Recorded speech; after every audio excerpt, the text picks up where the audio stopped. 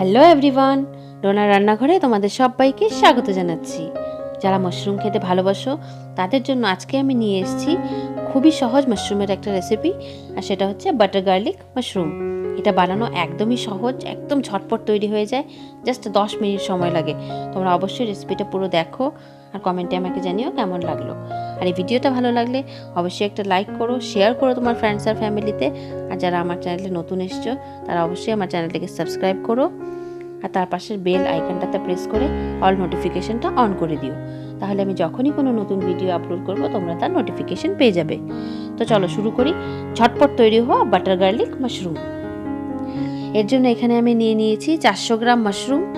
মাশরুমগুলোকে আমি ভালো করে ধুয়ে পরিষ্কার করে এরকম হাফ হাফ করে কেটে নিয়েছি, আধা টুকরো করে কেটে নিয়েছি আমি মাশরুমটাকে। এবার একটা প্যান বসিয়ে দিলাম।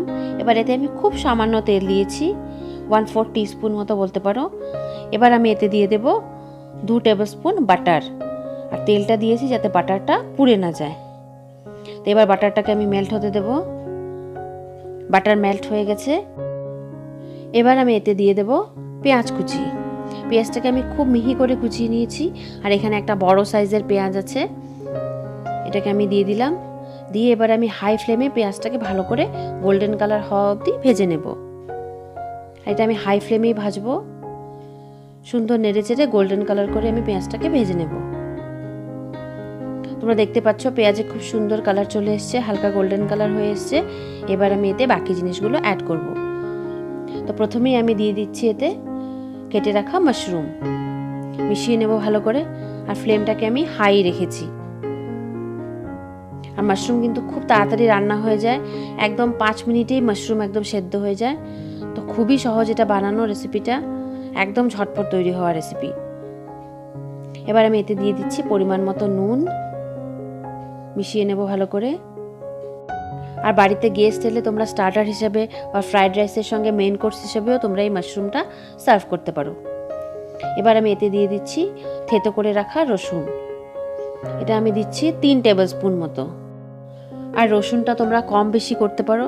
আর এটা হচ্ছে বাটার গার্লিক মাশরুম, তো গার্লিকটার ফ্লেভারটাই বেশি আসবে, সেই জন্য গার্লিক একটু বেশি দিলে এটা ভালো লাগবে খেতে। তো খুব ভালো করে এবার মিশিয়ে নেব আমি। তোমরা দেখতে পাচ্ছ মাশরুম থেকে জল ছেড়ে দিয়েছে। এবার জল শুকিয়ে যাওয়া অবধি আমি এটাকে ভালো করে রান্না করে নেব। খুবই কম সময় লাগে, 5 মিনিটে এটা রান্না হয়ে যায়। এবার আমি এতে অ্যাড করে দিচ্ছি চিলি ফ্লেক্স। তোমরা চাও তো কাঁচা লঙ্কা কুচিও অ্যাড করতে পারো। খুব ভালো করে মিশিয়ে নেব। দেখতে পাচ্ছ কত সুন্দর হয়েছে দেখতে। আমাদের জল শুকিয়ে গেছে, আর আমাদের বাটার গার্লিক মাশরুম একদম তৈরি সার্ভ করার জন্য। এবার আমি উপর থেকে ছড়িয়ে দিচ্ছি সামান্য ধনেপাতা কুচি।